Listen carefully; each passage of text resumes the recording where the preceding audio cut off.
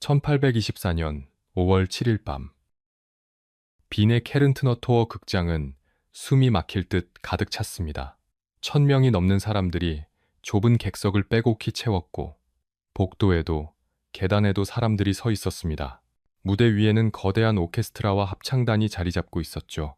바이올린 연주자들, 관악기 주자들, 팀파니 연주자, 그리고 100명이 넘는 합창단원들이 긴장된 표정으로 악보를 바라보고 있었습니다. 무대 한쪽 구석, 53살의 작곡가가 서 있었습니다. 루트비 판 베토벤. 그는 낡은 검은 연미복을 입고 있었고 헝클어진 머리는 땀으로 젖어 있었습니다. 손에는 악보를 들고 격렬하게 몸을 흔들며 지휘를 했지만 실제 지휘는 옆에 선 미하엘 움라우프가 맡고 있었습니다. 베토벤의 손짓은 박자와 전혀 맞지 않았고 때로는 너무 빨랐으며 때로는 엉뚱한 타이밍에 팔을 휘둘렀죠. 오케스트라 단원들은 그의 움직임을 애써 외면하며 실제 지휘자만을 따라야 했습니다. 이유는 간단했습니다.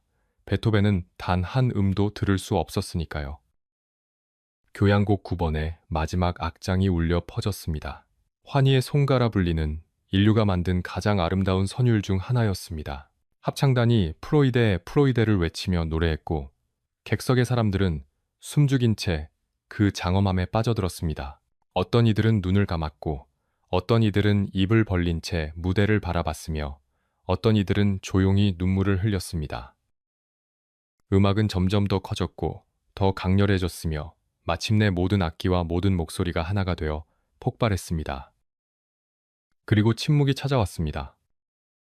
짧은 순간 극장 안은 완전히 조용했습니다. 아무도 숨조차 쉬지 않는 것 같았습니다.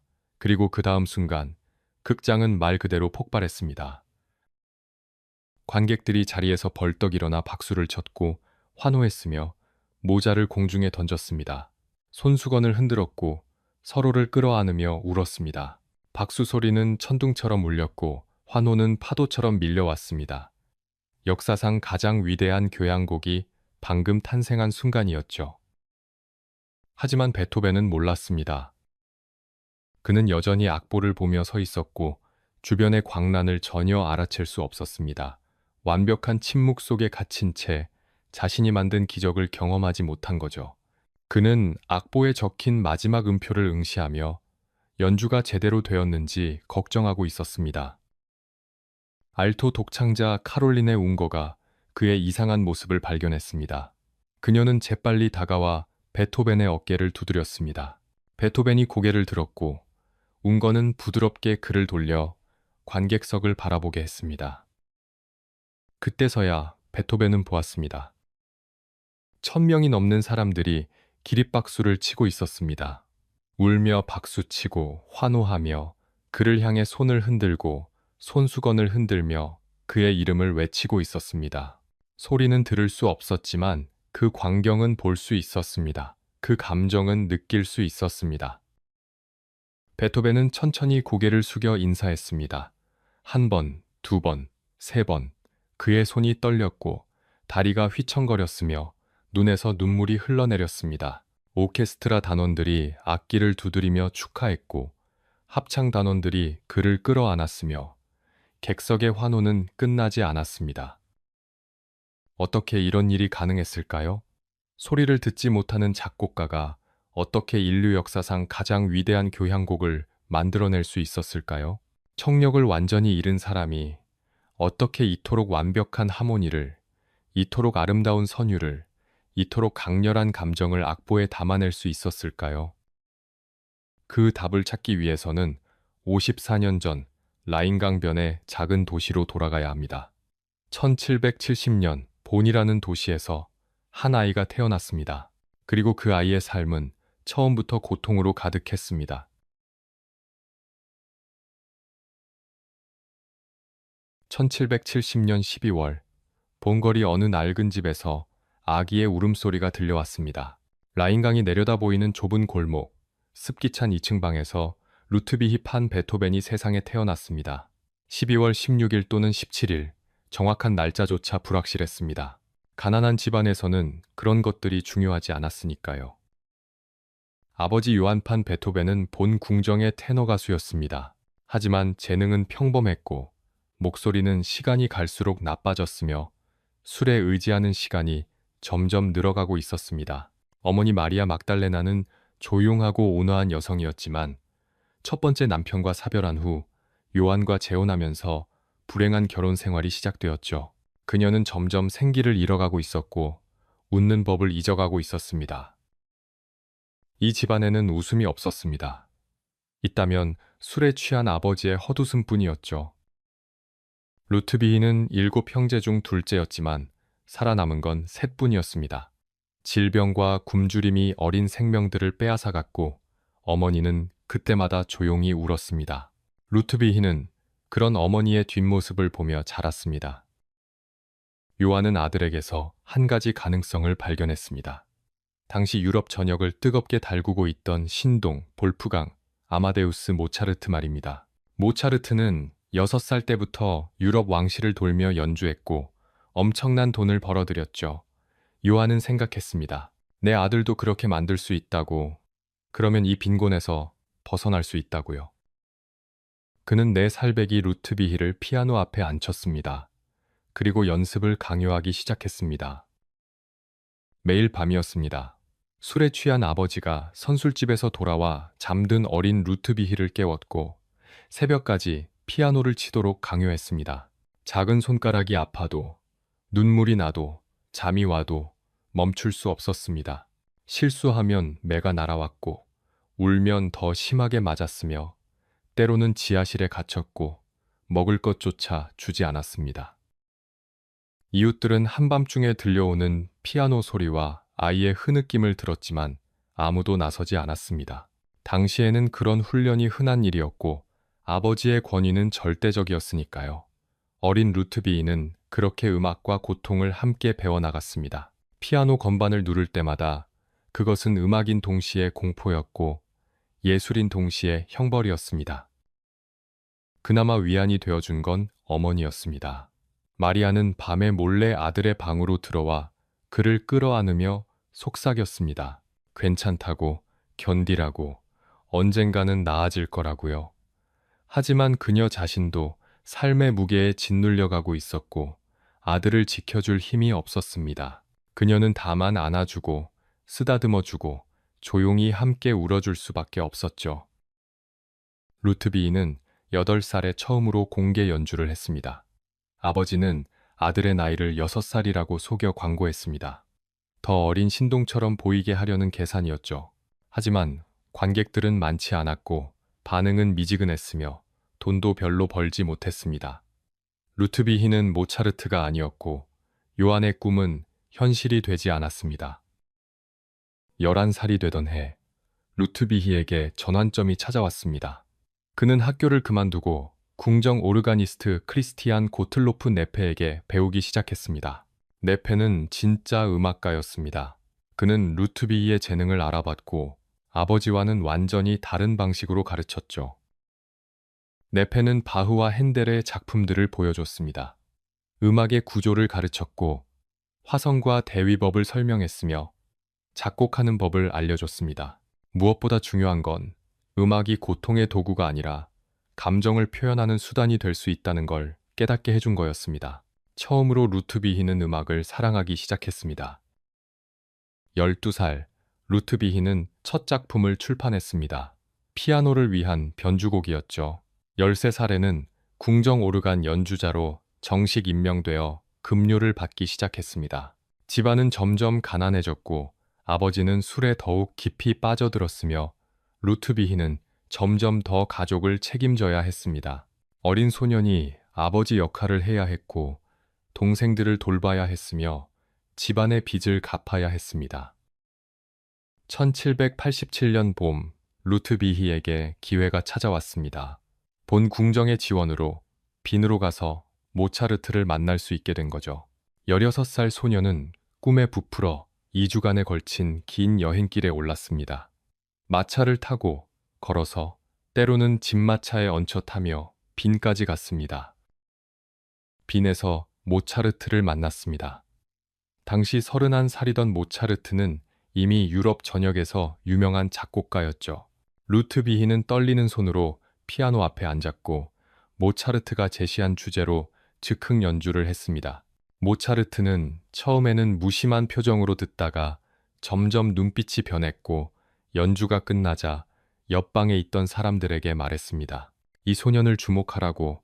언젠가 세상을 놀라게 할 거라고요. 루트비는 행복했습니다. 생애 처음으로 진정으로 인정받은 느낌이었습니다. 빈에 남아 모차르트에게 배우고 싶었고 새로운 삶을 시작하고 싶었습니다. 하지만 그 행복은 이 주일도 채 가지 않았습니다. 본에서 급한 편지가 날아왔습니다. 어머니가 위독하다는 소식이었습니다. 루트비는 모든 것을 내려놓고 서둘러 집으로 돌아왔습니다. 다시 이 주간을 마차를 타고 달렸지만 도착했을 때는 이미 늦었습니다. 마리아 막달레나는 폐결핵으로 고통받고 있었습니다. 기침을 할 때마다 피가 나왔고 숨쉬기조차 힘들어했으며 살은 빠져 뼈만 앙상하게 남았습니다. 루트비는 어머니의 침대 옆에 앉아 그녀의 손을 잡았습니다. 마리아는 아들을 바라보며 희미하게 미소 지었고 뭔가 말하려 했지만 목소리가 나오지 않았습니다. 1787년 7월 17일 마리아 막달레나는 40살의 나이로 세상을 떠났습니다. 루트비는 어머니의 침대 옆에 앉아 소리 없이 울었습니다. 유일하게 자신을 이해해주던, 사랑해주던, 지켜주려 했던 사람이 떠난 거였습니다. 이제 17살 소년에게 남은 건 알코올 중독에 빠진 아버지와 12살 카스파르, 11살 니콜라우스 요한, 2명의 어린 동생뿐이었습니다. 상황은 급속도로 나빠졌습니다. 아버지 요한은 아내의 죽음 이후 완전히 무너졌습니다. 일도 제대로 하지 못했고 술값을 내지 못해 빚만 늘어갔으며 결국 궁정에서 해고당했습니다. 집세조차 낼 수 없게 되었고 빚쟁이들이 문을 두드렸으며 동생들은 굶주렸습니다. 루트비히는 선택의 여지가 없었습니다. 학교도, 빈도, 꿈도 모두 미뤄야 했습니다.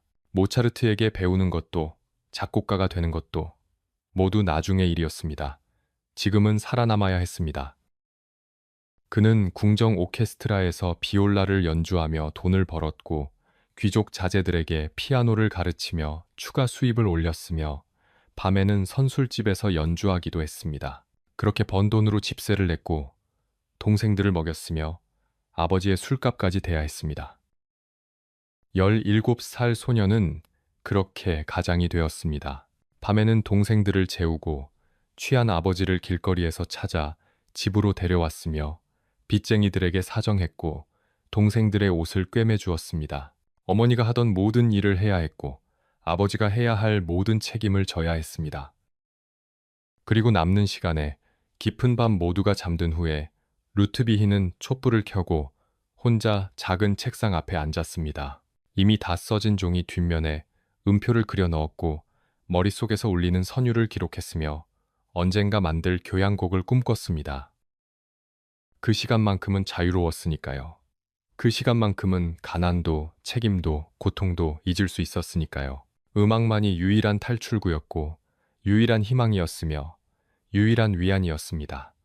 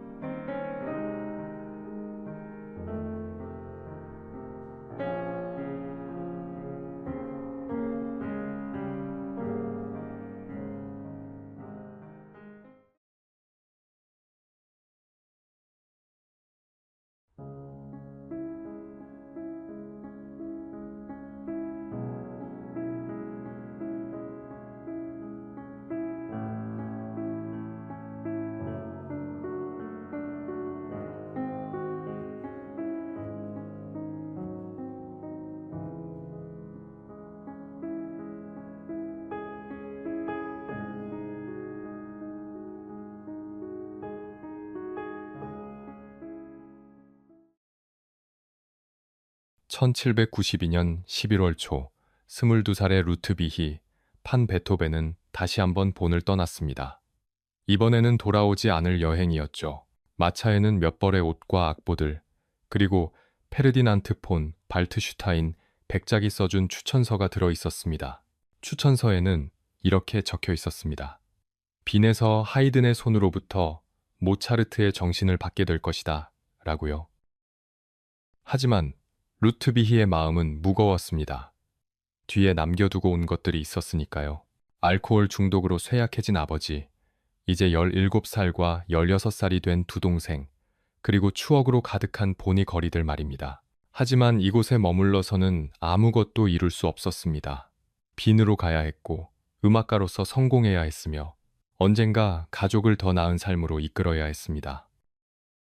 2주일 후, 루트비히는 빈에 도착했습니다. 유럽 음악의 수도, 모차르트가 활약했고, 하이든이 살고 있는 도시였죠. 거리는 봄보다 훨씬 넓었고, 건물은 더 웅장했으며, 사람들은 더 화려한 옷을 입고 있었습니다. 루트비히는 낡은 외투를 여미며 거리를 걸었습니다. 시골 청년처럼 보였지만 그의 눈빛은 확고했습니다. 하지만 빈에 도착한 지 한 달도 안 되어 소식이 날아왔습니다. 아버지 요한 판 베토벤이 심장병으로 세상을 떠났다는 거였습니다. 12월 18일이었습니다. 루트비히는 장례식에 가지 않았습니다. 돌아갈 여행비도 없었고 설령 있었다 해도 이제 본으로 돌아갈 이유가 없었으니까요. 선제후도 조롱 섞인 편지를 썼습니다. 베토벤이 죽어서 술세가 줄어들겠군이라고요. 루트비히는 아버지의 죽음을 혼자 사겨야 했습니다. 증오했지만 동시에 불쌍히 여겼던, 학대했지만 동시에 음악을 가르쳐준 복잡한 감정의 대상이 사라진 거였습니다. 그는 며칠 동안 말없이 방에 틀어박혀 있었고, 그리고 다시 피아노 앞에 앉았습니다. 슬픔을 표현할 방법은 음악뿐이었으니까요. 1792년 12월 12일, 루트비히는 요제프 하이든을 찾아갔습니다. 당시 60살이던 하이든은 유럽에서 가장 유명한 작곡가였습니다. 교향곡의 아버지라 불렸고, 런던에서 대성공을 거두고 막 빈으로 돌아온 참이었죠. 루트비히는 떨리는 손으로 자신이 작곡한 칸타타를 보여줬습니다. 하이든은 악보를 훑어보더니 고개를 끄덕였습니다. 재능이 있다고, 배울 가치가 있다고 말했습니다. 그렇게 루트비히는 유럽 최고의 거장에게 배우기 시작했습니다. 대위법을 공부했고 작곡 이론을 익혔으며 하이든의 교향곡들을 분석했습니다. 하지만 관계는 순탄하지 않았습니다. 하이든은 바쁜 사람이었고 체계적인 교사는 아니었습니다. 루트비히가 제출한 과제를 제대로 확인하지 않았고 실수를 지적해주지도 않았죠. 루트비히는 실망했습니다. 그래서 몰래 다른 선생을 고용했습니다. 요한 사크라는 작곡가에게 따로 배웠고 사크가 수정해준 과제를 다시 깨끗하게 베껴서 하이든에게 제출했습니다. 하이든은 이 사실을 알았을까요? 아마도 알았을 겁니다. 하지만 개의치 않았습니다. 하이든은 루트비히의 재능을 인정했고 그를 빈의 귀족들에게 소개해줬으니까요. 그리고 그것이 루트비히에게는 더 중요한 것이었습니다. 빈에 도착한 지 한 달 만에 루트비히는 칼을 리히노프스키 후작의 저택으로 이사했습니다. 발트슈타인 백작의 추천서 덕분이었습니다. 리히노프스키는 음악을 사랑하는 귀족이었고 젊은 재능을 후원하기를 즐겼습니다. 그는 루트비히에게 저택 1층에 넓은 방을 내줬고 매주 금요일 살롱 음악회를 열어 빈의 귀족들 앞에서 연주할 기회를 줬습니다. 루트비히는 그곳에서 피아노를 쳤습니다. 그리고 사람들은 충격을 받았습니다. 그의 연주는 이전에 듣던 어떤 것과도 달랐습니다. 모차르트처럼 우아하지는 않았지만 훨씬 더 강렬했습니다. 감정이 폭발했고 건반을 두들겼으며 때로는 속삭이듯 부드럽게, 때로는 천둥처럼 격렬하게 연주했습니다. 특히 즉흥 연주는 타의 추종을 불허했습니다. 누군가 주제를 제시하면 루트비히는 그 자리에서 변주곡을 만들어냈고 청중들은 숨도 쉬지 못한 채 듣곤 했습니다. 리히노프스키의 살롱에는 빈의 음악계 유력 인사들이 모였습니다. 다른 귀족들, 음악가들, 출판업자들이 루트비히를 만나러 왔습니다. 이그나츠 슈판치히라는 당대 최고의 바이올리니스트도 그곳에서 연주했고 나중에 루트비히의 현악 사중주를 초연하는 사람이 되었죠. 루트비히는 빈 사교계의 스타가 되어가고 있었습니다. 하지만 그는 여전히 본에서 온 가난한 청년이었고 귀족들의 세계에 완전히 속하지는 못했습니다. 식사 예절은 서툴렀고 옷은 항상 구겨져 있었으며 말은 거칠었습니다. 하지만 귀족들은 그것을 예술가다운 모습이라 여기며 용인했습니다. 재능이 모든 것을 덮어주었으니까요. 1793년과 94년 루트비히는 피아노 연주자로서의 명성을 쌓아갔습니다. 하지만 작곡가로서 작품을 출판하지는 않았습니다. 신중하게 준비하고 있었던 거죠. 한 번의 강렬한 인상을 남기고 싶었고 그러려면 완벽해야 했습니다. 1794년 하이드는 두 번째 런던 여행을 떠났습니다. 루트비히는 다른 선생들에게 계속 배웠습니다. 요한 게오르크 알브레이츠베르거에게는 대위법을, 안토니오 살리에리에게는 이탈리아 성악 작곡을 배웠습니다. 살리에리는 모차르트의 라이벌이었던 사람이었죠. 루트비히는 누구에게든 배울 수 있는 것은 배웠습니다. 그리고 1795년 루트비히는 마침내 대중 앞에 섰습니다. 3월 29일 부르크 극장. 루트비히는 자신이 작곡한 피아노 협주곡을 초연했습니다. 바장조 협주곡, 나중에 피아노 협주곡 2번으로 알려지게 되는 곡이었죠. 극장은 만원이었고 빈의 음악 애호가들이 모여들었습니다. 루트비히는 피아노 앞에 앉았습니다. 오케스트라가 서주를 연주했고 그가 첫음을 쳤습니다. 청중들은 숨을 죽였습니다. 협주곡은 전통적인 형식을 따르면서도 어딘가 다른 무언가가 있었습니다. 더 대담했고 더 개성적이었으며 더 감정적이었습니다. 특히 카덴차 부분에서 루트비히는 완전히 자유롭게 즉흥 연주를 펼쳤고 청중들은 넋을 잃었습니다. 연주가 끝나자 박수가 쏟아졌습니다. 루트비히는 일어나 인사했습니다. 3월 30일에는 모차르트의 협주곡을 연주했고 역시 대성공이었습니다. 25살의 루트비히 판 베토벤은 그렇게 빈의 음악계에 공식적으로 등장했습니다. 이제 그는 더 이상 본에서 온 무명의 청년이 아니었습니다. 빈이 인정한 피아노 거장이었고 주목받는 작곡가였으며 귀족들의 총애를 받는 음악가였습니다. 리이노프스키 후작은 루트비히에게 연간 600플로린의 생활비를 지원하기로 했습니다. 다른 귀족들도 작품을 의뢰했고 출판업자들은 악보 출판을 제안했으며 제자들은 줄을 섰습니다. 루트비히는 본에서 굶주리며 동생들을 돌보던 시절과는 완전히 다른 삶을 살고 있었습니다. 하지만 성공이 행복을 보장하지는 않았습니다. 루트비히는 빈의 화려한 살롱에서 연주했지만 밤이 되면 혼자였습니다. 귀족 부인들은 그의 연주에 감탄했지만 그와 진정으로 대화하지는 않았습니다. 그는 여전히 고용된 예술가였고 아무리 재능이 뛰어나도 신분의 벽을 넘을 수는 없었습니다. 그리고 무엇보다 루트비히는 외로웠습니다. 친구는 있었지만 많지 않았고 가족은 멀리 본에 있었으며 사랑은 아직 찾지 못했습니다. 그는 밤마다 방에 혼자 앉아 악보를 쓰면서 생각했습니다. 이것이 내가 원하던 삶인가? 성공했지만 행복한가? 답은 쉽게 나오지 않았습니다. 하지만 한 가지는 확실했습니다. 이제 돌아갈 곳은 없었고 앞으로 나아가는 수밖에 없었습니다. 그리고 루트비히는 그렇게 할 작정이었습니다. 어떤 대가를 치르더라도요. 1796년 봄, 26살의 베토벤은 프라하 연주 여행을 떠났습니다. 귀족들의 살롱을 돌며 피아노를 연주했고 큰 성공을 거뒀습니다. 하지만 여행에서 돌아온 후 뭔가 이상하다는 걸 느끼기 시작했습니다. 귀에서 윙윙거리는 소리가 났습니다. 처음에는 여행의 피로 때문이라 생각했습니다. 며칠 쉬면 나아질 거라고, 일시적인 증상일 거라고 믿었죠. 하지만 소리는 사라지지 않았습니다. 밤에 잠을 잘 때도, 피아노를 칠 때도, 조용한 방에 혼자 있을 때도 그 윙윙거리는 소리는 계속 귓속에서 울렸습니다. 몇 달이 지나자 더 심각한 문제가 나타났습니다. 사람들의 말소리가 잘 들리지 않았습니다. 특히 작은 목소리나 높은 음을 알아듣기 힘들었고 여러 사람이 동시에 말하면 무슨 소리인지 구분할 수 없었습니다. 귀족들의 살롱에서 사람들이 웃을 때 베토벤은 왜 웃는지 알아차리지 못할 때가 많았습니다. 베토벤은 공포에 질렸습니다. 음악가에게 청력을 잃는다는 것은 화가가 시력을 잃는 것과 같았습니다. 생명줄을 잃는 거였죠. 그는 의사를 찾아갔습니다. 한 명이 아니라 여러 명의 의사를 찾아다녔습니다.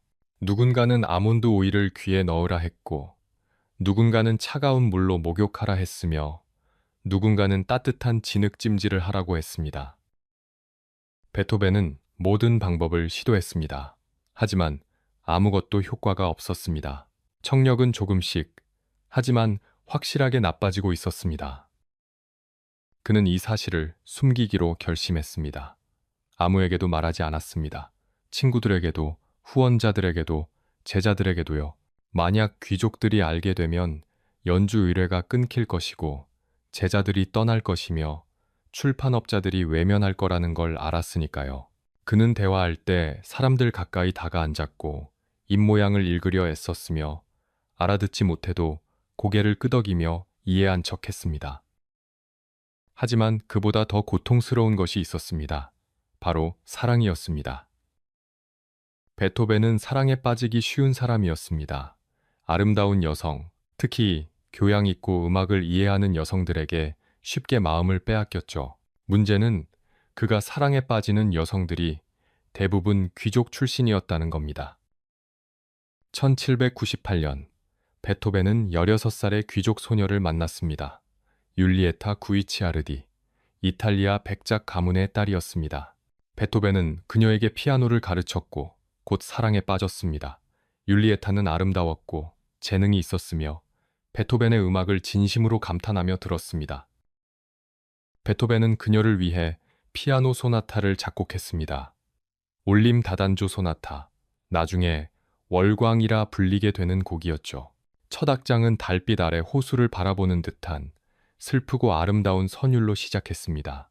베토벤의 모든 감정이 담긴 곡이었습니다. 하지만 율리에타는 베토벤을 스승으로만 여겼습니다. 재능 있는 음악가이자 흥미로운 사람이었지만 사랑의 대상은 아니었죠.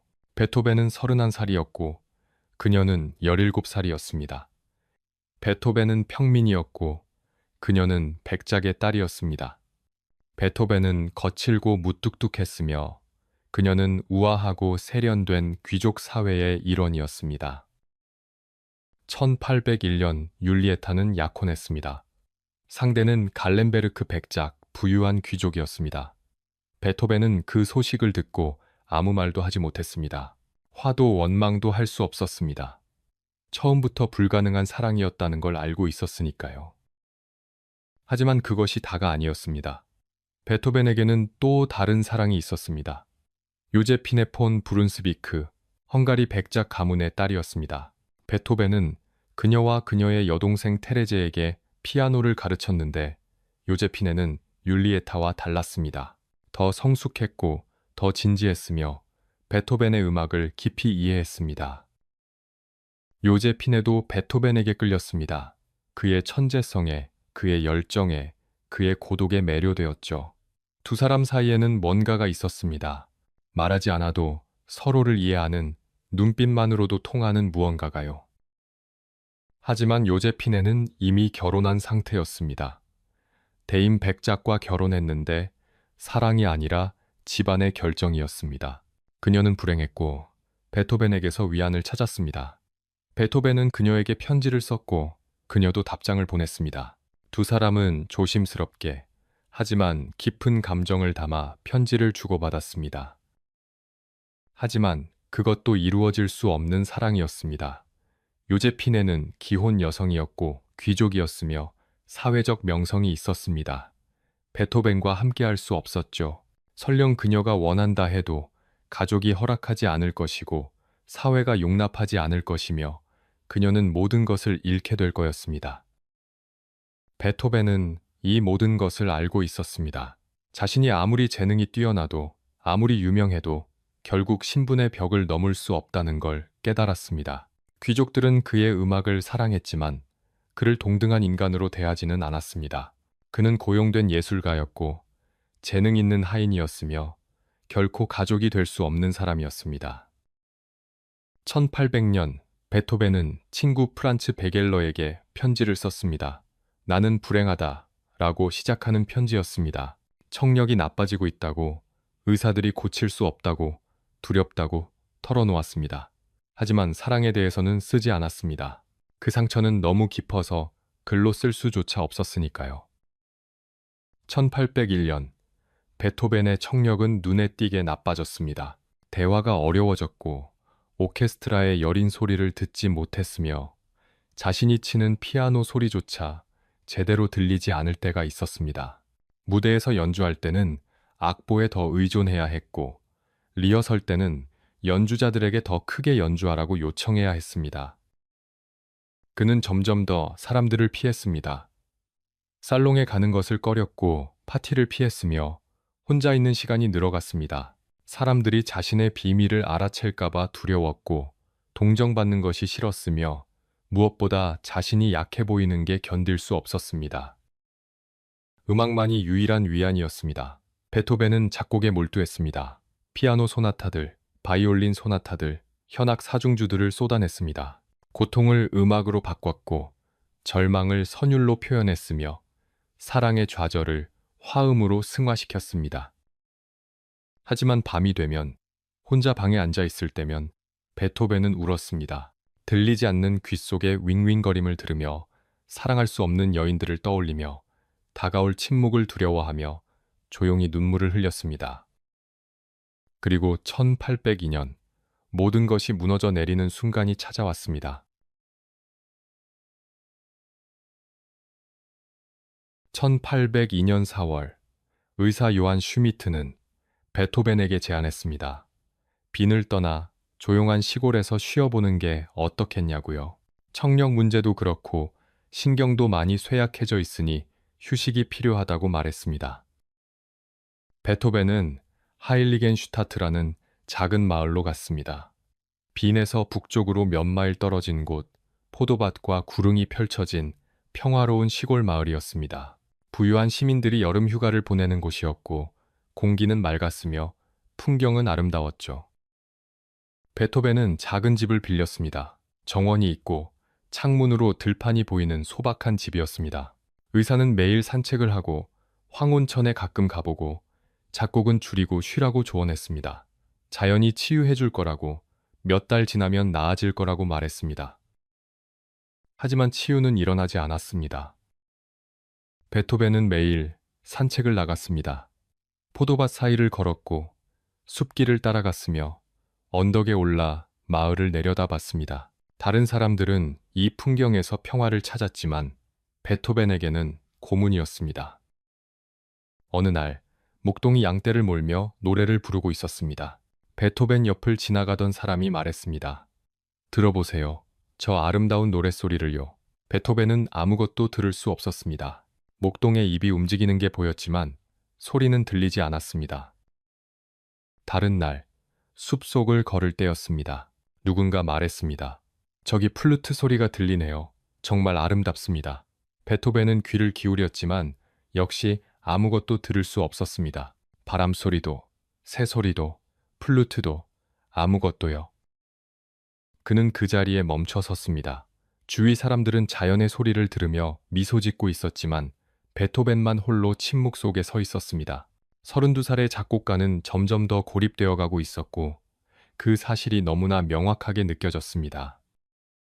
베토벤은 집으로 돌아와 방문을 닫았습니다. 며칠 동안 밖에 나가지 않았습니다.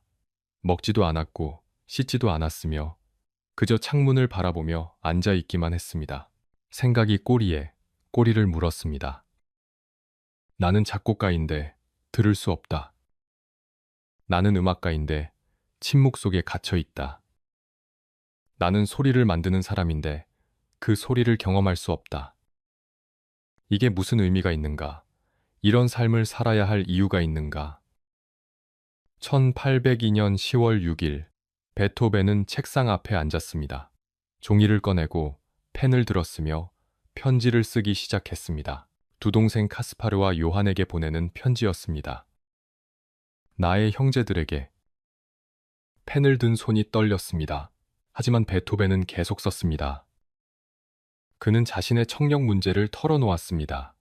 6년 동안 숨겨왔던 비밀을요. 처음에는 치료될 거라 믿었다고, 의사들을 찾아다녔다고, 모든 방법을 시도했다고 썼습니다. 하지만 아무것도 효과가 없었다고, 오히려 점점 더 나빠지고 있다고 고백했습니다. 그는 사람들이 자신을 오해하고 있다고 썼습니다. 교만하다고, 무례하다고, 사회성이 없다고 여긴다는 걸 알고 있다고요. 하지만 진짜 이유는 청력 때문이라고, 듣지 못한다는 걸 들키기 싫어서 사람들을 피했을 뿐이라고 설명했습니다. 상상해보라. 옆 사람이 멀리서 플루트 소리를 듣는다고 할 때 나는 아무것도 들을 수 없다. 목동이 노래 부르는 걸 다른 사람들은 듣는데 나는 역시 아무것도 들을 수 없다. 이런 일들이 나를 절망으로 몰아갔다. 조금만 더 그랬다면 나는 내 삶을 스스로 끝냈을 것이다. 베토벤은 펜을 멈췄습니다. 방금 쓴 문장을 다시 읽었습니다. 내 삶을 스스로 끝냈을 것이다. 자살을 생각했다는 고백이었습니다. 그는 계속 썼습니다. 오직 예술만이 나를 붙잡았다. 아직 완성하지 못한 작품들을 생각하면 떠날 수가 없었다. 내가 해야 할 일들을 다 마치기 전에는 이 세상을 떠날 수 없었다. 베토벤은 눈물을 닦으며 편지를 이어갔습니다. 동생들에게 자신이 죽으면 유산을 나누라고, 서로 돕고 살라고, 자신을 잊지 말아달라고 부탁했습니다. 그리고 의사들에게 자신의 청력 문제를 밝혀달라고, 그래야 세상 사람들이 자신을 이해할 수 있을 거라고 썼습니다. 세상이여, 나를 판단하지 말라. 나는 내 의지로 악의적이거나 냉담한 게 아니었다. 단지 들을 수 없었을 뿐이다. 10월 10일, 베토벤은 편지에 추신을 덧붙였습니다. 하일리겐슈타트, 10월 10일, 1802년. 나는 이렇게 너희에게 작별을 고한다. 슬프게도 말이다. 내가 여기 올 때 가졌던 희망, 조금이라도 나아질 수 있으리라는 희망을 완전히 버려야만 한다. 가을 낙엽이 떨어지고 시들듯 희망도 시들어 버렸다. 그는 편지를 접었습니다. 하지만 보내지 않았습니다. 대신 책상 서랍 깊숙이 넣어두었습니다. 이 편지는 자신이 죽은 후에야 발견되도록, 그때 사람들이 읽도록 의도한 유서였으니까요. 베토벤은 창밖을 바라봤습니다. 가을이었습니다. 나뭇잎들이 떨어지고 있었고 바람이 불었으며 하늘은 회색이었습니다. 그는 긴 시간 동안 움직이지 않고 앉아 있었습니다. 죽을 것인가, 살 것인가? 그 질문이 머릿속을 맴돌았습니다. 죽는 것은 쉬웠습니다. 이 고통에서, 이 절망에서, 이 침묵에서 벗어나는 것이었죠. 하지만 산다는 것은, 계속 작곡한다는 것은, 들을 수 없는 음악을 만든다는 것은. 베토벤은 피아노 앞에 앉았습니다. 손가락을 건반 위에 올렸습니다. 그리고 연주했습니다. 소리는 희미하게만 들렸지만 느낄 수는 있었습니다. 건반의 진동, 악기의 떨림, 몸을 통해 전해지는 음악의 물결을. 그는 깨달았습니다. 음악은 귀로만 듣는 게 아니라는 것을요. 마음으로도, 몸으로도, 영혼으로도 들을 수 있다는 것을. 그리고 자신에게는 아직 해야 할 일이 있다는 것을. 베토벤은 악보를 펼쳤습니다. 그리고 쓰기 시작했습니다. 새로운 교향곡을. 더 이상 하이든이나 모차르트를 흉내내지 않는 완전히 새로운 음악을, 고통을 담은, 절망을 담은, 하지만 그것을 극복하는 승리를 담은 음악을. 교향곡 3번. 나중에 영웅이라 불리게 될 곡이었습니다. 며칠 후, 베토벤은 하일리겐슈타트를 떠났습니다. 빈으로 돌아갔습니다. 그는 변해 있었습니다. 더 이상 청력을 되찾기를 기대하지 않았고, 사람들의 이해를 구하지도 않았으며, 동정을 바라지도 않았습니다. 그는 단지 작곡할 뿐이었습니다. 들을 수 있건 없건, 세상이 이해하건 안 하건, 살 수 있는 만큼만 살건, 그는 음악을 만들 것이었습니다. 그것이 그의 운명이었고, 그의 의무였으며, 그의 이유였으니까요. 침묵이 그를 집어삼키기 전에 그는 최대한 많은 소리를 세상에 남기기로 결심했습니다.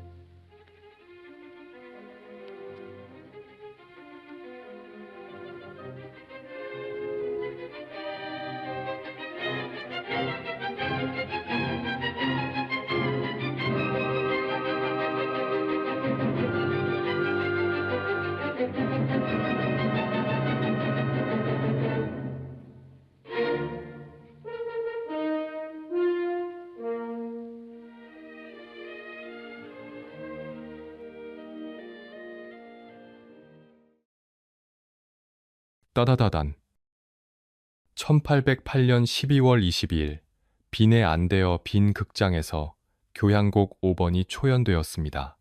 그 유명한 4개의 음으로 시작하는 곡이었죠. 나중에 베토벤의 비서 안톤 쉰들러는 이렇게 전했습니다.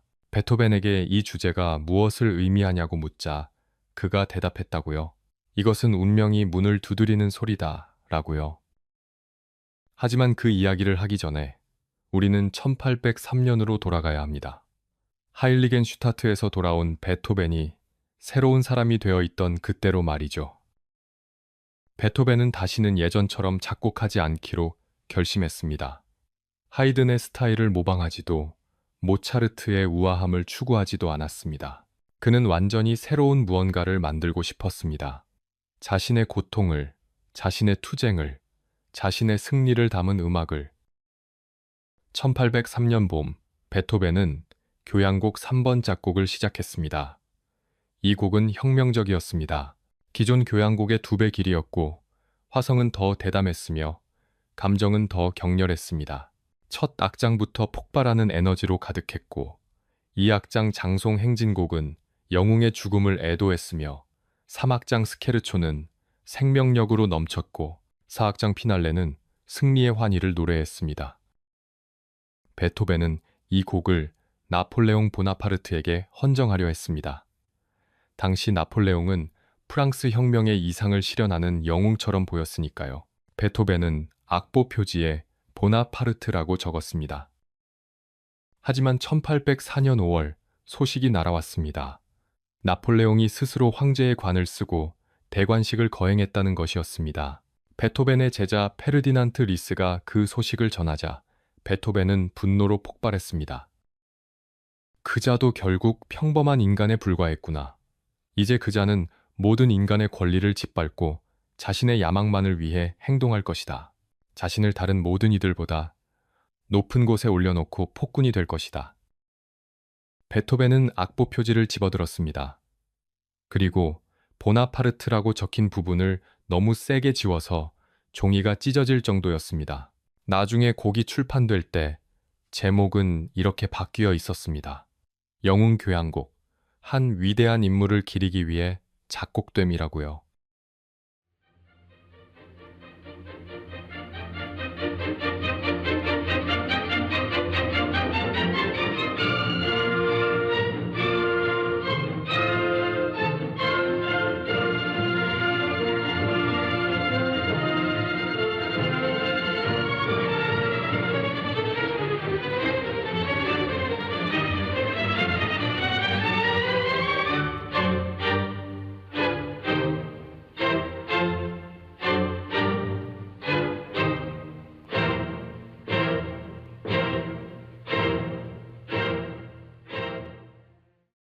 1805년 4월 7일 교향곡 3번이 초연되었습니다. 청중들은 충격을 받았습니다.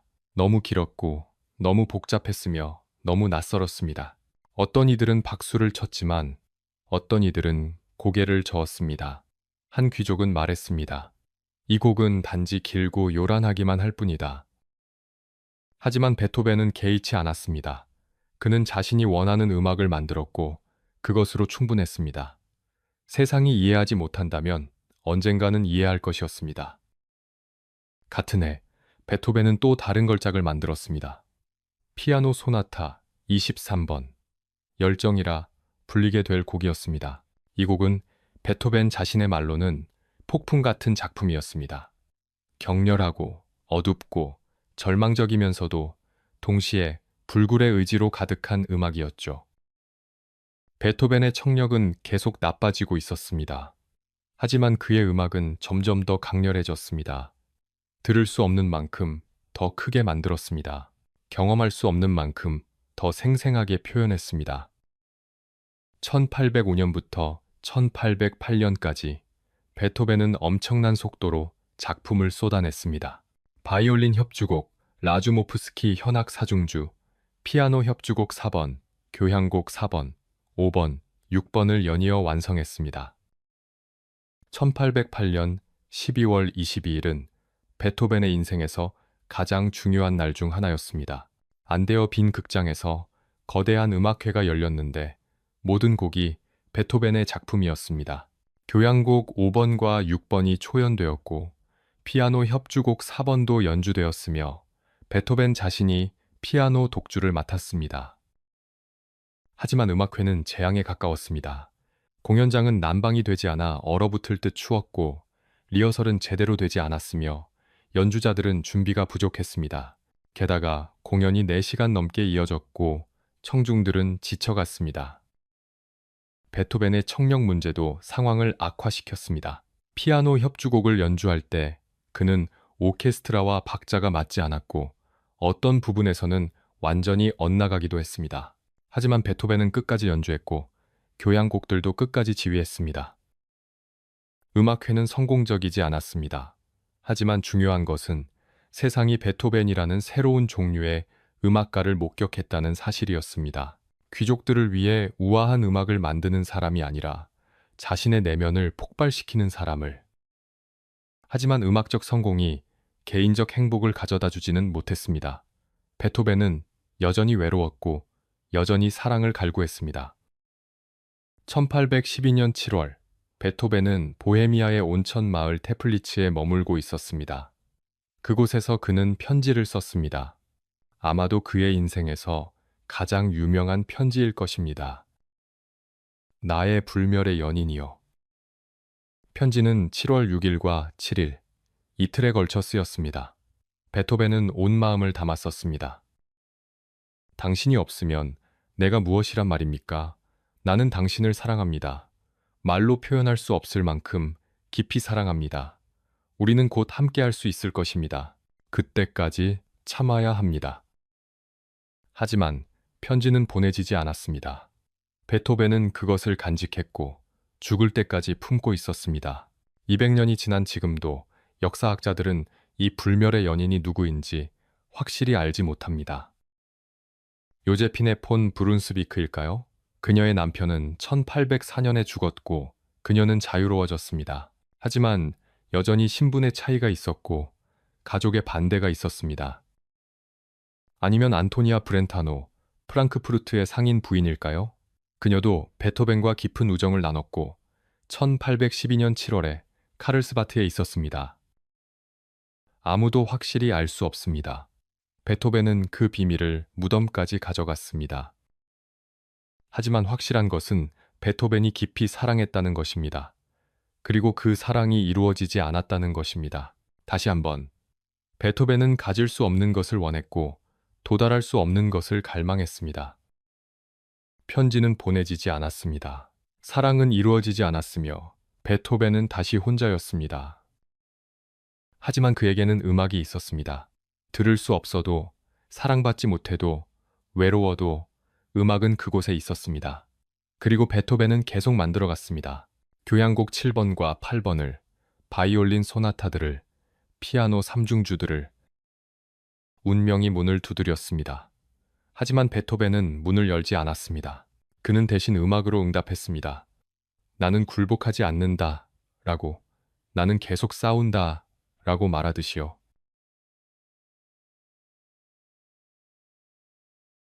1813년, 베토벤의 청력은 거의 완전히 사라졌습니다.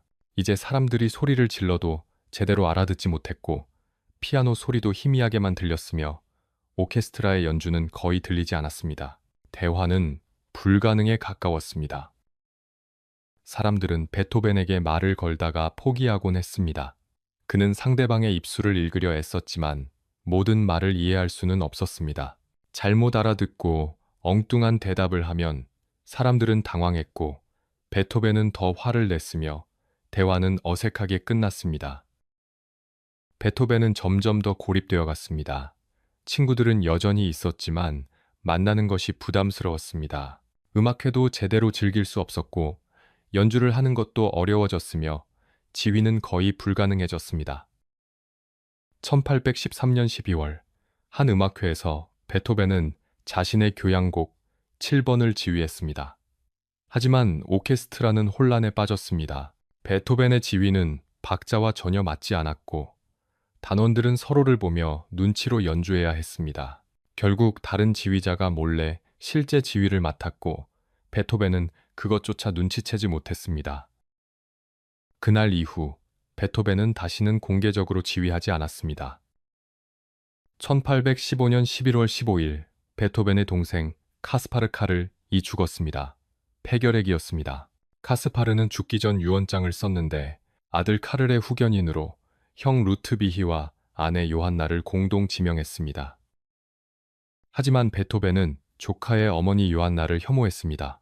그녀는 과거에 물건을 훔친 전과가 있었고 베토벤은 그녀가 도덕적으로 타락했다고 믿었습니다. 무엇보다 베토벤은 자신이 더 나은 보호자가 될 수 있다고 확신했습니다. 그는 법정으로 갔습니다. 요한나에게서 카르를 빼앗기 위해서였습니다. 1816년 1월 9일 법정은 베토벤에게 단독 후견인 자격을 부여했습니다. 9살 카를은 어머니에게서 떨어져 숙부와 살게 되었습니다. 베토벤은 승리했다고 생각했습니다. 이제 조카를 제대로 된 사람으로 키울 수 있다고, 자신이 받지 못한 사랑을 줄 수 있다고 믿었습니다. 하지만 그것은 재앙의 시작이었습니다. 베토벤은 아이를 키우는 법을 몰랐습니다. 지나치게 엄격했고 기대가 너무 높았으며 때로는 지나치게 감정적이었습니다. 카르를 최고의 학교에 보냈지만 끊임없이 간섭했고 친구들을 의심했으며 어머니를 만나지 못하게 막았습니다. 카를은 불행했습니다. 숙부를 사랑했지만 숙부의 집착이 숨막혔습니다. 어머니를 그리워했지만 만날 수 없었습니다. 친구들과 놀고 싶었지만 숙부는 항상 공부만 강요했습니다. 요한나는 포기하지 않았습니다. 그녀는 법정에 다시 호소했고 아들을 되찾으려 했으며 베토벤이 부적절한 보호자라고 주장했습니다. 법정 싸움은 5년 동안 계속되었고 베토벤과 요한나는 서로를 고소하고 비난했습니다. 베토벤은 점점 편집증적이 되어갔습니다. 하인들을 의심했고 친구들도 믿지 못했으며 자신이 음모의 희생자라고 느꼈습니다. 카를이 몰래 어머니를 만나지 않을까 감시했고 학교 선생들에게 끊임없이 편지를 보내며 조카를 체크했으며 밤마다 잠 못 이루며 걱정했습니다. 1818년 베토벤의 청력은 완전히 사라졌습니다. 더 이상 어떤 소리도 들을 수 없었습니다. 완벽한 침묵이었습니다. 그 해부터 베토벤은 대화 수첩을 사용하기 시작했습니다. 작은 공책을 항상 들고 다니며 사람들에게 말하는 대신 써달라고 부탁했습니다. 친구들은 질문을 썼고 베토벤은 소리로 대답했습니다. 자신의 목소리는 들을 수 없었지만 아직 말할 수는 있었으니까요. 대화 수첩은 베토벤의 유일한 소통수단이 되었습니다. 1818년부터 1827년 죽을 때까지 139권의 수첩이 채워졌습니다. 일상적인 대화, 철학적 논의, 쇼핑 목록, 불평, 농담, 모든 것이 거기에 적혀 있었습니다. 하지만 대화 수첩은 또한 베토벤의 고립을 보여주는 증거이기도 했습니다. 대화는 한쪽 방향뿐이었습니다. 다른 사람들의 질문만 적혀 있고 베토벤의 대답은 소리로 사라졌으니까요. 수첩을 읽으면 침묵이 느껴집니다. 베토벤이 들을 수 없던 그 침묵이요. 친구들은 점점 줄어들었습니다.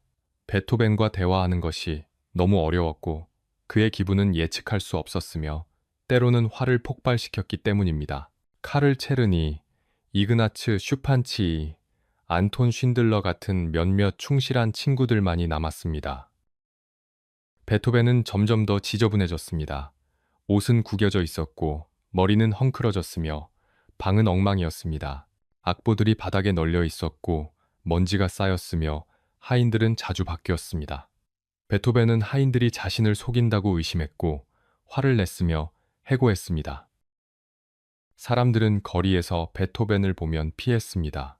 그는 혼잣말을 하며 걸었고 때로는 손을 휘저으며 무언가를 지휘하는 동작을 하는 등 완전히 다른 세계에 빠진 것처럼 보였습니다. 어린이들은 미친 작곡가라고 수근거렸고 어른들은 동정의 눈빛으로 바라봤습니다. 하지만 베토벤의 음악은 멈추지 않았습니다. 오히려 더 깊어졌고 더 복잡해졌으며 더 아름다워졌습니다. 들을 수 없었기에 마음의 귀로 들었습니다. 외부 세계와 단절되었기에 내면의 세계로 더 깊이 들어갔습니다. 1818년과 1819년 베토벤은 피아노 소나타 29번 함머 클라비어를 작곡했습니다. 40분이 넘는 거대한 소나타였고 기술적으로 거의 연주 불가능할 정도로 어려웠으며 감정적으로도 엄청나게 강렬했습니다. 누군가 베토벤에게 말했습니다. 이 곡은 너무 어렵습니다. 누가 연주할 수 있겠습니까? 베토벤은 대답했습니다. 50년 후에 연주하면 됩니다. 그는 더 이상 현재를 위해 작곡하지 않았습니다. 미래를 위해, 자신도 듣지 못할 음악을 위해 작곡했습니다. 밤이 되면 베토벤은 혼자였습니다. 완벽한 침묵 속에서, 완벽한 고독 속에서 그는 촛불 아래 앉아 악보를 썼습니다. 마음속에서만 울리는 음악을. 그리고 때때로 그는 창밖을 바라보며 생각했습니다. 이것이 나의 운명인가? 침묵 속에서 소리를 만드는 것이? 혼자서 세상을 향해 노래하는 것이? 답은 없었습니다. 다만 음악만이 있었습니다.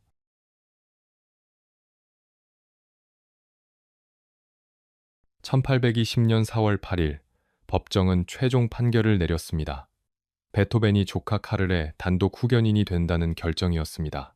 5년에 걸친 법정 싸움이 끝났고 베토벤은 승리했습니다. 요한나는 황제에게까지 탄원했지만 기각되었고 아들을 만날 권리조차 거의 박탈당했습니다. 베토벤은 기뻐했습니다. 이제 카를을 제대로 키울 수 있다고, 훌륭한 사람으로 만들 수 있다고 믿었습니다. 하지만 현실은 달랐습니다. 14살 카를은 블레힐링거 기숙학교로 보내졌습니다. 베토벤은 거의 매일 편지를 썼고 학교를 방문했으며 선생들에게 끊임없이 조카의 성적과 행동을 물었습니다. 카를이 원하는 것은 묻지 않았습니다. 그저 자신의 계획대로 조카를 만들어가려 했을 뿐이죠. 카를은 숨이 막혔습니다. 숙부를 사랑했지만 그 사랑이 너무 무거웠습니다. 어머니를 그리워했지만 만날 수 없었습니다. 친구들과 어울리고 싶었지만 숙부는 그들을 나쁜 영향이라 여겼습니다. 카를은 점점 거짓말을 하기 시작했고 학교에서 도망치기도 했으며 숙부를 피하게 되었습니다. 베토벤은 혼란스러웠습니다. 왜 조카가 자신을 피하는지, 왜 감사하지 않는지, 왜 말을 듣지 않는지 이해할 수 없었습니다. 자신은 모든 것을 희생했고 최선을 다했으며 사랑으로 대했는데 말이죠. 하지만 베토벤의 사랑은 질식시키는 사랑이었습니다. 주는 것만큼 요구했고 보살피는 만큼 지배했으며 아끼는 만큼 소유하려 했습니다. 그 시절 베토벤의 경제 상황도 악화되었습니다. 나폴레옹 전쟁으로 오스트리아 화폐 가치가 폭락했고 후원자들의 연금도 크게 줄었습니다. 리히노프스키 후작은 재정난에 빠졌고 로브코비츠 공작은 파산 직전이었으며 킨스키 공작은 말에서 떨어져 죽었습니다. 베토벤은 돈이 필요했습니다. 카를의 교육비를 내야 했고 자신의 생활비도 있었으며 하인들에게 급료를 줘야 했습니다. 하지만 새로운 작품을 팔기는 어려웠습니다. 출판업자들은 베토벤의 최근 작품들이 너무 어렵다고 대중적이지 않다고 말했습니다.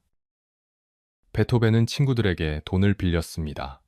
집세를 밀렸고 난방비를 아꼈으며 추운 겨울날 외투도 없이 걸어 다녔습니다.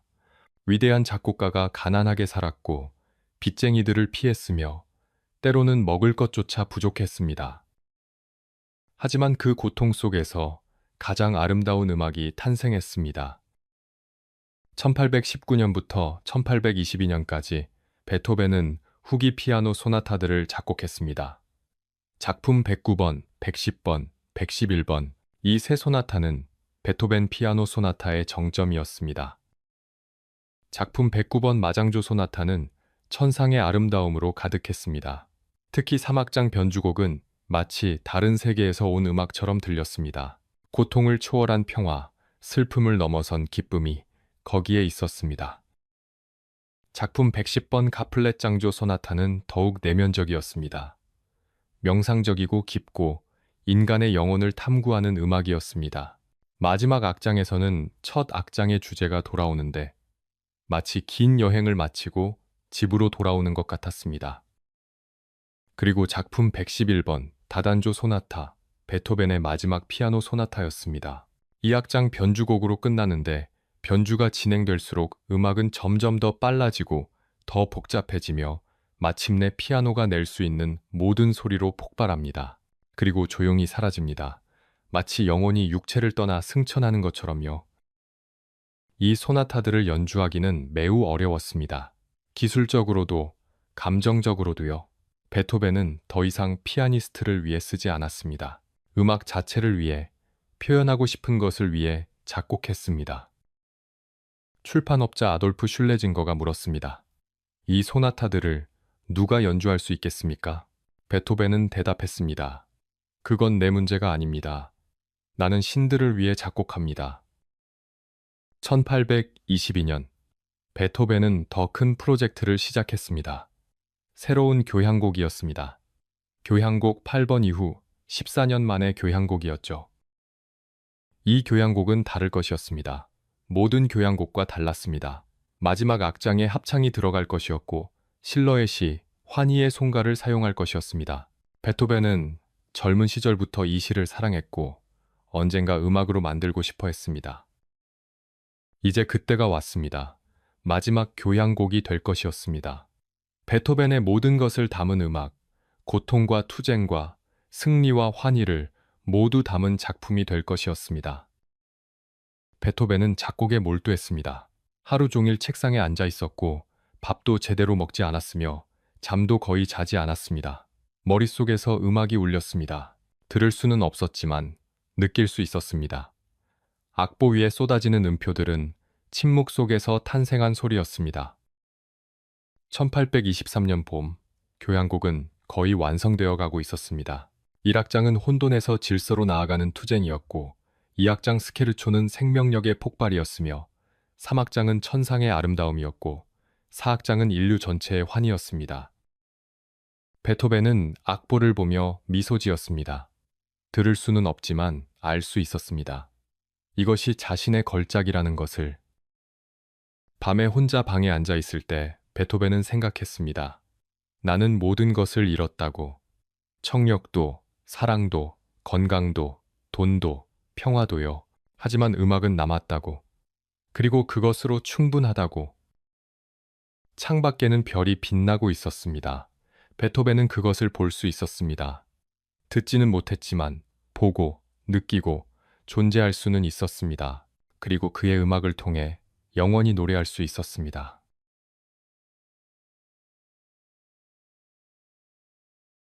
1824년 5월 7일 오후 7시 케른트너토어 극장 앞에는 사람들이 몰려들었습니다. 빈의 귀족들, 음악가들, 일반 시민들 모두가 베토벤의 새 교향곡을 들으러 왔습니다. 극장 안은 만원이었고 복도와 계단에도 사람들이 서 있었습니다. 베토벤은 무대 뒤에서 기다리고 있었습니다. 53살이었고 머리는 백발이 섞여 있었으며 얼굴에는 세월의 흔적이 깊이 새겨져 있었습니다. 낡고 검은 연미복을 입고 악보를 꼭 쥐고 있었습니다. 친구들이 걱정스러운 눈빛으로 그를 바라봤습니다. 지휘자 미하엘 움라우프가 다가와 베토벤의 어깨에 손을 얹었습니다. 대화 수첩에 썼습니다. 제가 실제 지휘를 할 것입니다. 선생님은 무대에 서서 박자를 주시면 됩니다. 단원들은 저를 볼 것입니다. 베토벤은 고개를 끄덕였습니다. 자신이 들을 수 없다는 걸 알고 있었습니다. 하지만 자신의 음악이 초연되는 자리에 있고 싶었습니다. 비록 들을 수는 없어도 그 순간을 경험하고 싶었습니다. 막이 올랐습니다. 베토벤은 무대로 걸어 나갔고 청중들이 박수를 쳤지만 들을 수 없었습니다. 그는 악보 옆에 섰고 움라우프가 지휘대 앞에 섰습니다. 오케스트라는 2배로 컸습니다. 약 85명의 연주자들과 120명의 합창단원들이 무대를 가득 채우고 있었습니다. 교향곡이 시작되었습니다. 1악장, 신비로운 화음으로 시작해 점점 강렬해지는 음악, 혼돈에서 질서로, 어둠에서 빛으로 나아가는 투쟁이었습니다. 베토벤은 악보를 들여다보며 몸을 흔들었지만 실제 지휘는 움라우프가 하고 있었습니다. 2악장 스케르초, 생명력이 폭발하는 리듬, 빠르고 격렬하고 거침없는 음악이었습니다. 청중들은 숨을 죽이고 들었습니다. 3악장, 아다지오, 천상의 아름다움, 현악기들이 만들어내는 평화로운 선율은 마치 다른 세계에서 온 것 같았습니다. 어떤 이들은 눈물을 흘렸습니다. 그리고 4악장, 낮은 현악기들이 거칠게 울려 퍼졌습니다. 이전 악장들의 주제들이 나타났다가 거부되었습니다. 그리고 새로운 주제가 그 유명한 환희의 송가 선율이 천천히 모습을 드러냈습니다. 첼로와 콘트라베이스가 먼저, 그 다음 비올라가, 그 다음 바이올린이 가세했습니다. 바리톤 독창자가 일어섰습니다. 그리고 환희의 송가를 부르기 시작했습니다. 프로이데 프로이데, 환희, 환희. 합창단이 합류했습니다. 120명의 목소리가 하나가 되어 환희를 노래했습니다. 모든 인간은 형제가 된다. 환희의 부드러운 날개가 머무는 곳에서. 음악은 점점 커졌습니다. 더 강렬해졌고 더 장엄해졌으며 마침내 모든 악기와 모든 목소리가 하나가 되어 폭발했습니다. 인류 전체가 하나가 되어 환희를 외치는 것 같았습니다. 베토벤은 악보를 보며 박자를 세고 있었습니다. 하지만 그의 박자는 실제 음악과 맞지 않았고 점점 뒤처졌습니다. 음악이 끝났을 때 베토벤은 아직 악보를 넘기고 있었습니다. 침묵이 찾아왔습니다. 그리고 극장이 폭발했습니다. 관객들이 자리에서 벌떡 일어나 박수를 쳤습니다. 환호하고 모자를 던지고 손수건을 흔들었습니다. 박수 소리는 천둥처럼 울렸고 발을 구르는 소리가 극장을 흔들었으며 브라보, 브라보를 외치는 소리가 파도처럼 밀려왔습니다. 하지만 베토벤은 여전히 악보를 보고 있었습니다. 들을 수 없었으니까요. 알토 독창자 카롤린의 웅거가 재빨리 다가왔습니다. 베토벤의 어깨를 잡고 부드럽게 돌려 관객석을 향하게 했습니다. 베토벤은 보았습니다. 1000명이 넘는 사람들이 기립박수를 치고 있었습니다. 귀족들이, 음악가들이, 일반 시민들이 모두 일어나 그를 향해 박수를 보냈습니다. 입을 크게 벌려 환호하고 눈물을 흘리며 손을 흔들고 있었습니다. 베토벤은 천천히 고개를 숙여 인사했습니다. 1번, 2번, 3번, 4번, 5번. 박수는 끝나지 않았습니다. 경찰이 개입해야 할 정도였습니다. 당시 빈에서는 황족에게만 3번 이상의 박수가 허용되었는데 베토벤은 5번의 기립 박수를 받았으니까요. 전해지는 이야기로는 황제에게만 허락되던 수준의 환호가 그에게 쏟아졌다고 합니다. 베토벤의 눈에서 눈물이 흘러내렸습니다. 오케스트라 단원들이 악기를 두드리며 축하했고 합창 단원들이 그를 둘러쌌으며 친구들이 무대로 달려왔습니다. 움라우프가 베토벤을 끌어안았고 독창자들이 그의 손을 잡았습니다. 베토벤은 소리내어 울었습니다. 30년 동안 쌓였던 고통이, 고독이, 절망이 눈물로 흘러나왔습니다. 하지만 동시에 기쁨도, 자부심도, 감사함도 함께 흘러나왔습니다. 그는 해냈습니다. 들을 수 없었지만 인류 역사상 가장 위대한 교향곡을 만들어냈습니다. 하지만 승리의 기쁨은 오래가지 않았습니다. 1824년 가을, 베토벤의 건강이 급격히 나빠졌습니다.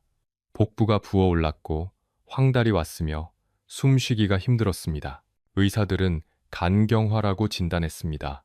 평생 마신 술과 만성적인 스트레스가 간을 망가뜨린 거였습니다. 조카 카를과의 관계도 파국으로 치달았습니다. 1826년 7월 말, 20살의 카를은 빈 근교 바덴의 라우헨슈타인 폐허에서 권총으로 자살을 시도했습니다. 다행히 죽지는 않았지만 머리에 총알 상처를 입었습니다. 베토벤은 충격에 빠졌습니다. 자신이 그토록 사랑했던 조카가 자신 때문에 죽으려 했다는 사실을. 카를은 회복 후 숙부에게서 떨어져 군대에 입대했습니다. 베토벤은 다시 혼자 남았습니다.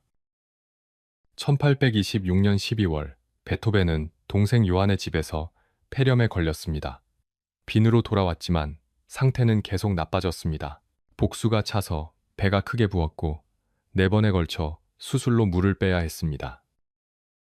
1827년 3월, 베토벤은 침대에 누워 있었습니다.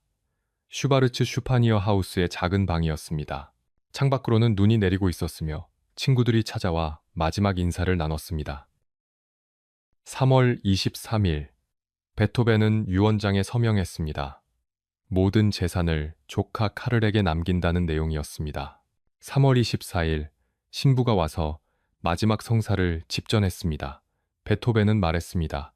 박수를 쳐주시오. 친구들이여, 희극이 끝났소. 3월 26일 오후, 폭풍우가 몰아쳤습니다. 천둥이 치고 번개가 번쩍였습니다. 베토벤은 의식을 잃은 상태였고 침대에 누워 거친 숨을 몰아쉬고 있었습니다. 오후 5시 45분쯤 큰 천둥 소리와 함께 번개가 번쩍였습니다. 그 순간 베토벤은 눈을 떴습니다. 오른손을 들어 주먹을 쥐었습니다. 마치 운명에게 마지막으로 저항하는 것처럼. 그리고 숨이 멈췄습니다. 루트비 판 베토벤 56살의 나이로 세상을 떠났습니다. 3월 29일 장례식이 거행되었습니다. 수만 명에 이르는 사람들이 거리를 메웠습니다. 빈 역사상 가장 큰 장례식이었습니다. 모든 가게가 문을 닫았고 학교는 휴교했으며 사람들은 거리로 쏟아져 나왔습니다. 관을 실은 마차가 지나갈 때 사람들은 고개를 숙였습니다. 어떤 이들은 울었고 어떤 이들은 기도했으며 어떤 이들은 조용히 서 있었습니다. 음악가들이 횃불을 들고 앞서 걸었고 합창단이 장송곡을 불렀습니다. 베토벤은 베릭묘지에 묻혔습니다. 나중에 빈 중앙묘지로 옮겨졌지만 그날 그는 조용한 시골 묘지에서 영면에 들었습니다. 침묵 속에서 평생을 살았던 작곡가가 마침내 완전한 평화를 찾았습니다.